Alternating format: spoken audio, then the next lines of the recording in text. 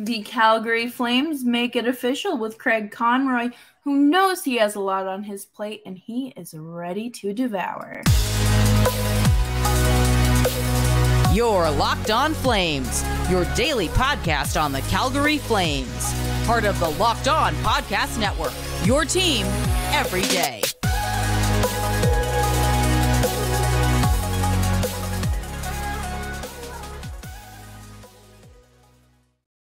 Hello, everyone, and welcome to today's episode of Locked On Flames. I'm your host, Jess Belmosto, and thank you so much for joining me here today. We're going to talk all about the Calgary Flames' new general manager, my takeaways from the interview or press conference, and what we can look forward to. But before we do that, today's episode is brought to you by Gametime. Download the Gametime app today. Use code LOCKEDONNHL for $20 off of your first purchase. And while you're at it, make sure you're subscribed to Locked On Flames wherever you get your podcasts. Free $99 across the board and on YouTube as well. We love hearing from you in the comments, and this is another great time to chime in. We're officially in the Craig Conroy era. I've talked to a lot of people from Calgary and local to the area, and it appears that this is a very good thing.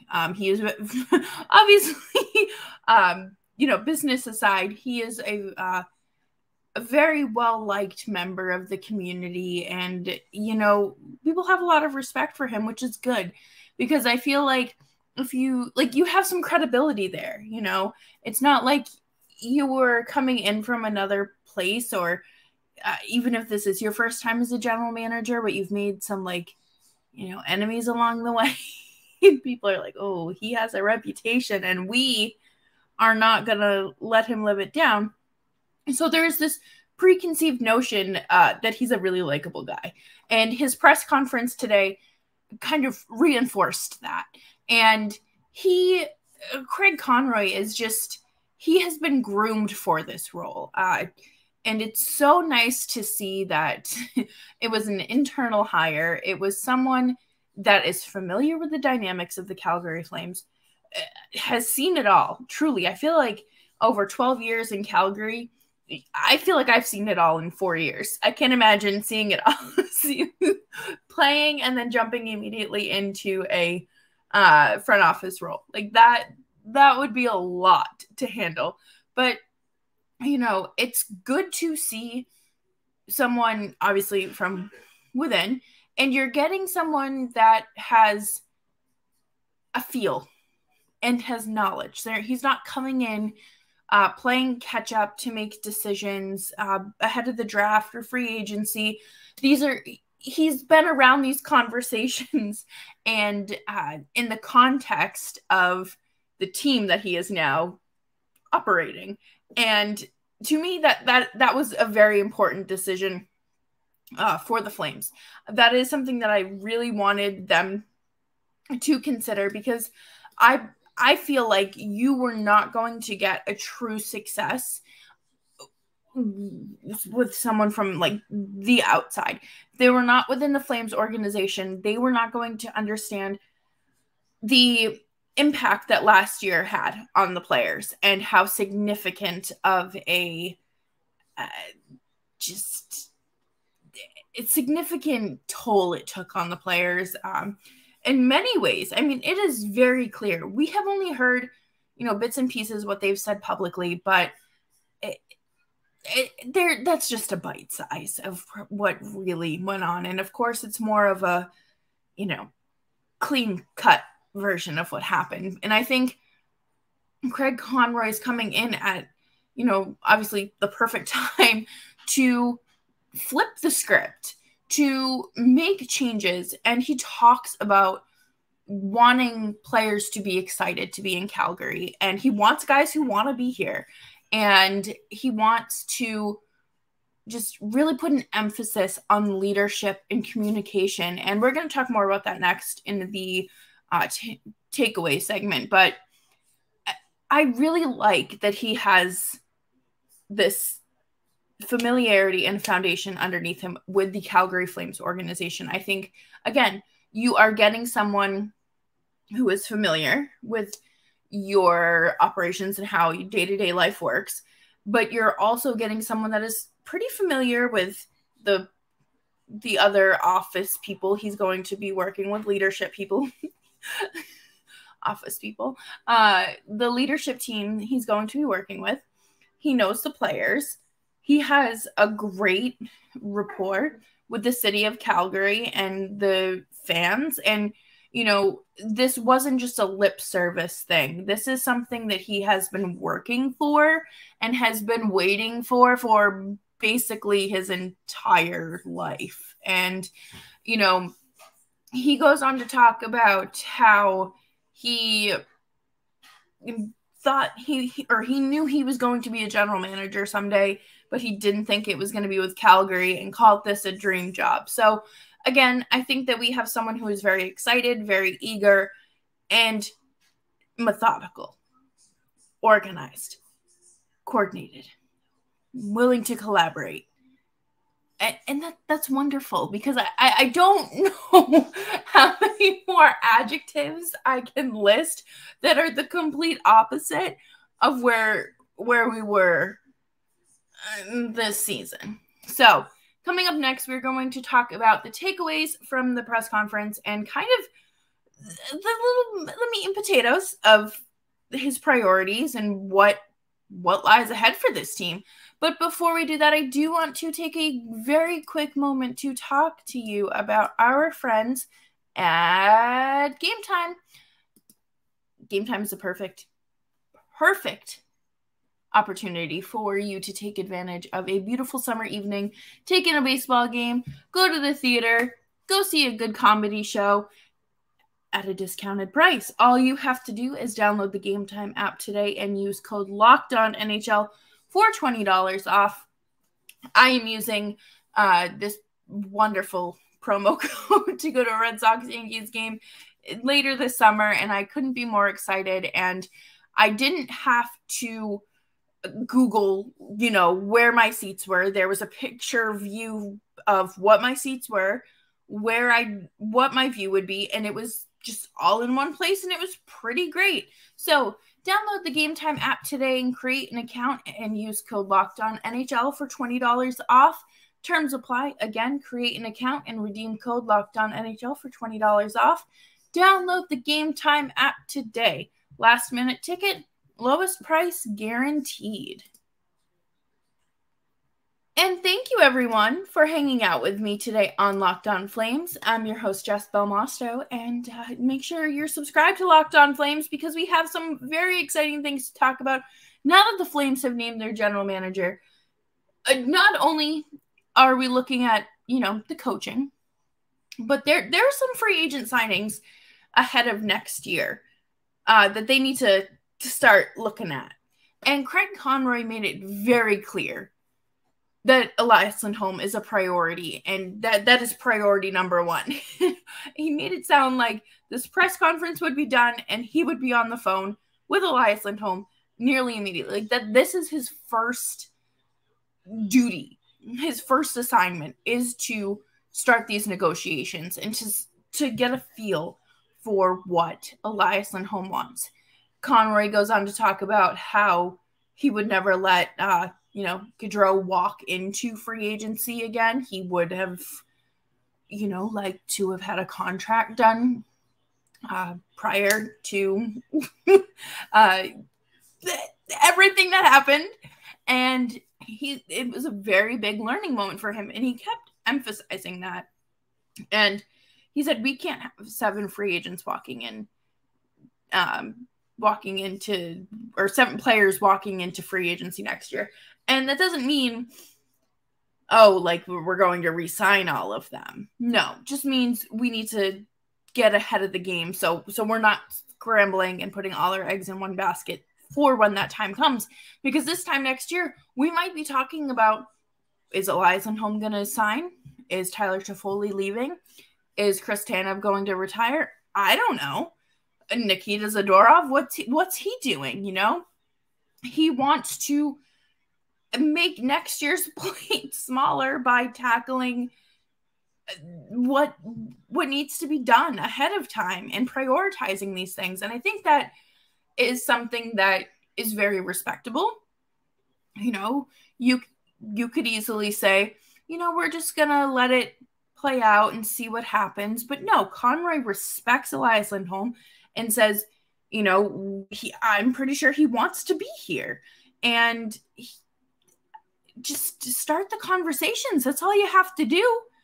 It's not that hard. You know, you don't want to have a hands-off approach. I feel like with Conroy, we're going to get a very hands-on approach. And again, he talks about that in terms of what he wants in a head coach. He wants someone that is willing to collaborate and have a strong communication, strong ability to communicate with the players and front office staff. So, and it kind of sounds like, to me at least, not that there wasn't like an open door policy before, but there, like that is the energy that they're going for. That is the atmosphere they're looking for. Like, you know how when Bruce Boudreau was basically on his way out and the players like went in and had a beer with him, that's kind of like the atmosphere that I'm picturing. Like, players can just drop in and be like, hey, this is what's going on.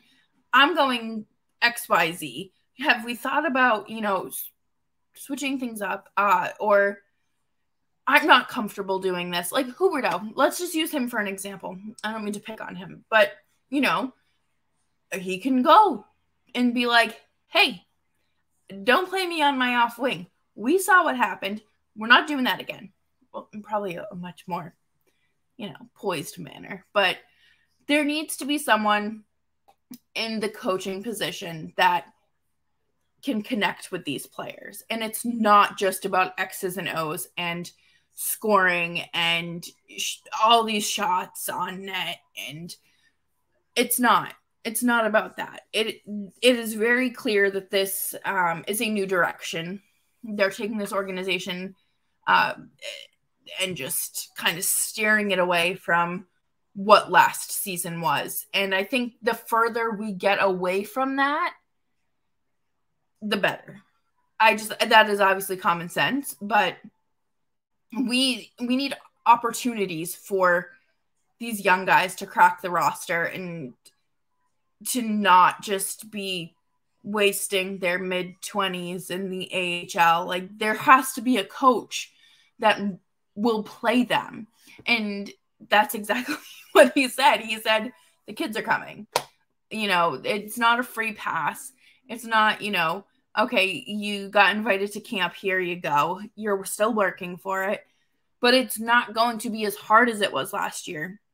He goes on to note Sonny Milano and the Cody Eakins PTOs and how they took a spot away from young players. And, you know, I think that, again, he has had plenty to learn from.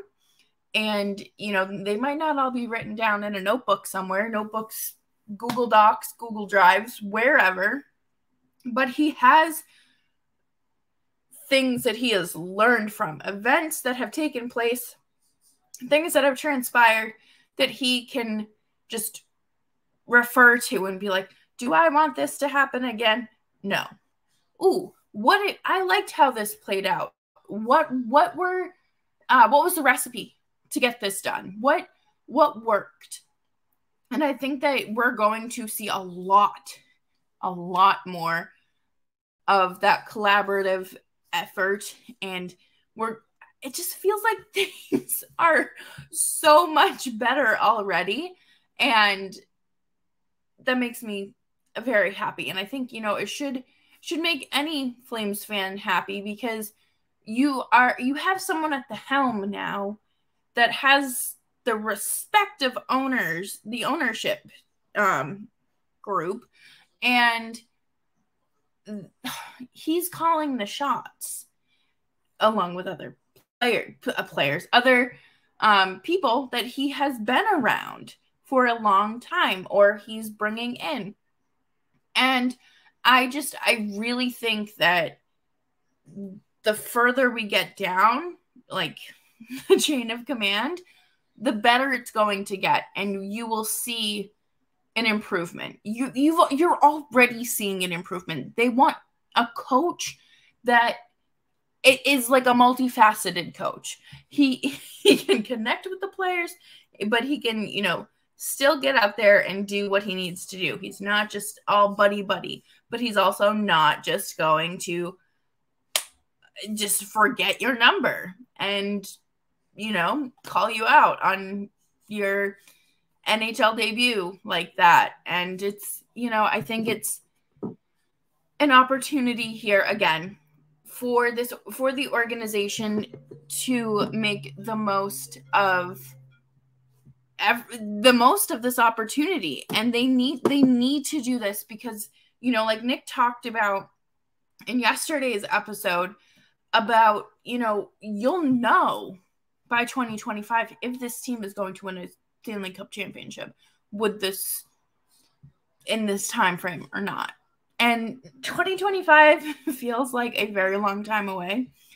It's 2 years. And I really do think, again, things are just going in the right direction. They are not going with someone, they're not going with a general manager that not only has like a tarnished reputation and a horrible track record, but they're going with someone that wants this. He's hungry. Okay, like I said, he has a lot on his plate and he is ready to devour it. He's hungry. He's starved. Everyone in this community is starved and he's going to feed them. And I think that this is just the way things are going to go. Things are trending upward. And any Calgary Flames fan should be excited and kind of just, manage those expectations still. But, it feels good to talk about the Flames again. And coming up next, we are going to continue the conversation of what we can look forward to, because there's plenty. And thank you, everyone, for hanging out with me today on Locked On Flames. Make sure you follow me on Twitter at Jess Belmosto. This was not just lip service. Sometimes, a team hires someone and they just go out there and they're just like, yes, no, we'll see about the prospects. Everybody's got to work for that spot. Oh, well, I haven't really looked at the order of business yet. I got to get familiar ahead of the draft. And you're not getting any of that. You know why? Because you hired internally.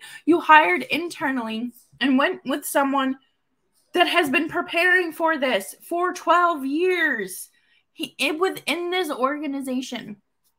And again, like I said at the start of the episode, I can only imagine what he has seen in 12 years behind the scenes as well. I've seen enough in 4 years. I feel like I've experienced a lifetime of hockey in these 4 short years of covering this team. He's learned from, I've been covering the team, free agent signings, Blake Coleman, Jacob Markstrom, trading for Toffoli, signing Chris Tanev, basically accruing and acquiring half of the Vancouver Canucks team. But he also knows what happens when you don't really have a contract in place or really anything to gauge free agency on when, you're down to the 11th hour and a generational talent is just, he decided. And of course he saw the Matthew Tkachuk trade. That happened. He saw that Brad Treliving didn't sign that 6 to 8 year contract extension for him back in, oh my gosh, what was it? No, he wanted to sign a 6-year contract back in 2018? Would the Panthers be where they are today if that trade didn't happen? I don't think so. But There are plenty of do's and don'ts. Again, I don't think he has a notebook with a table. Do's, don'ts, pros, cons. I don't think it's like that simple. Again, he has points of reference to know what he would have done differently. And I think it's good for him to have that, especially with the organization. He knows these players. He isn't just, some guy from the outside that, again, if they hired a Stan Bowman, do you think any of these players would be excited to play for him? I wouldn't be, but that's also just me.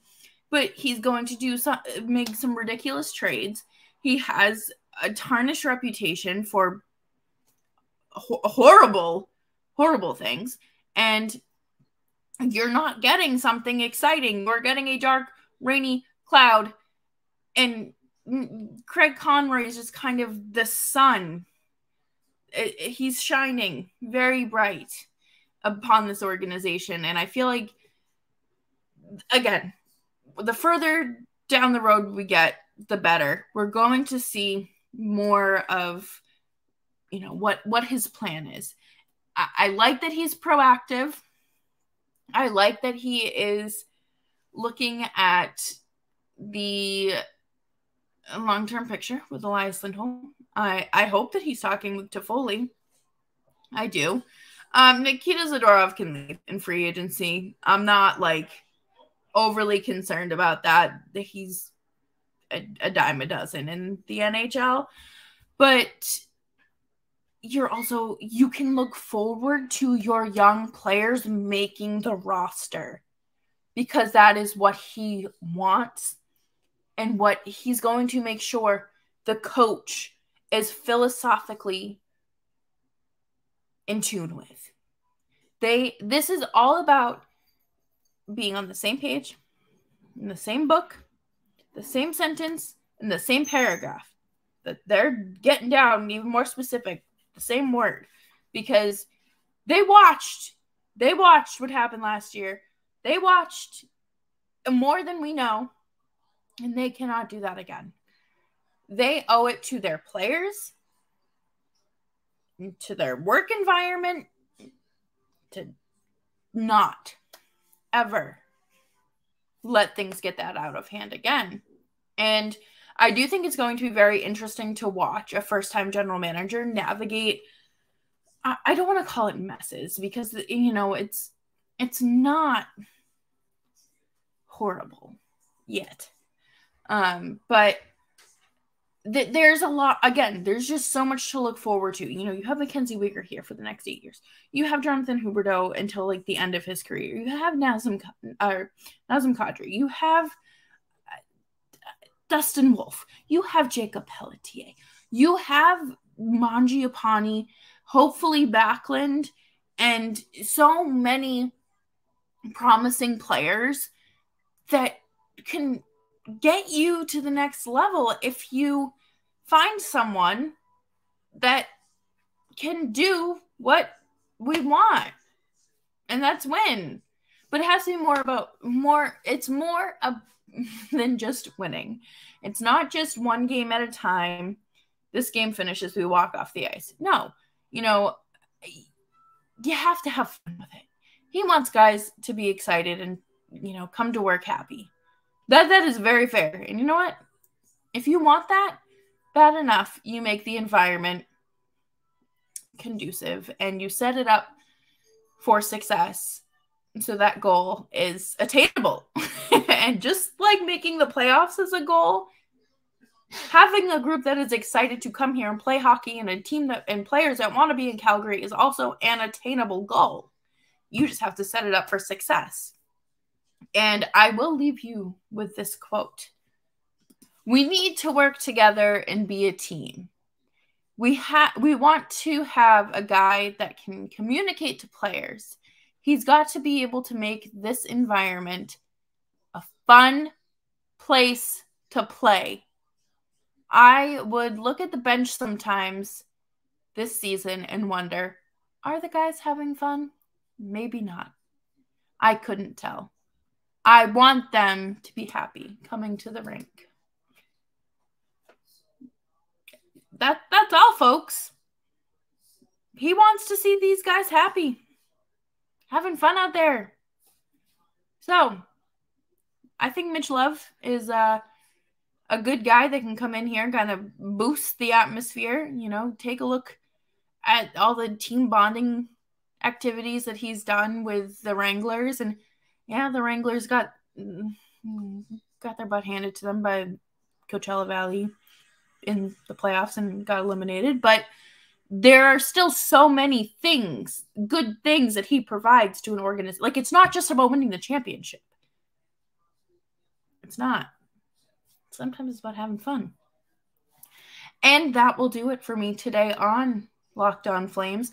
Thank you so much for hanging out with me. Make sure you are subscribed to Locked On Flames wherever you're getting your podcasts and on YouTube. I want to hear from you in the comments. How you feeling? Are you excited? What would be your ideal head coach? And what would be like your go-to team bonding experience? I don't know. But I will see you tomorrow. Nick will be back on the show as well. And big thanks to him for covering for me while I took a much-needed vacation to the Taylor Swift Eras Tour. And I'll see you on the internet.